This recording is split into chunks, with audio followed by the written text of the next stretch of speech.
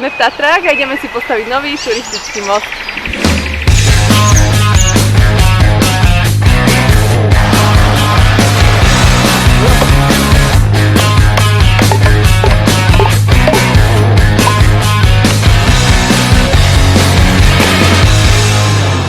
Nachádzame sa nad Tatranskou ulicou, prechádzali sme po modrej turistickej značke a staviame nový turistický most. Na stavbe robíme od rána, je to úplne iný štýl roboty, ako robíme každý deň v práci.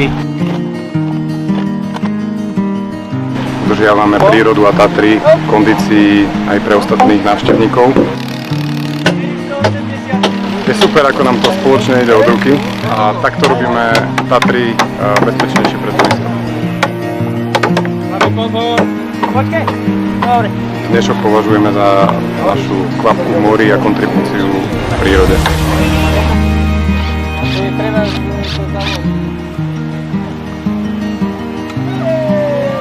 Máme hotovo, spolu tvoríme priestor zajtrajška.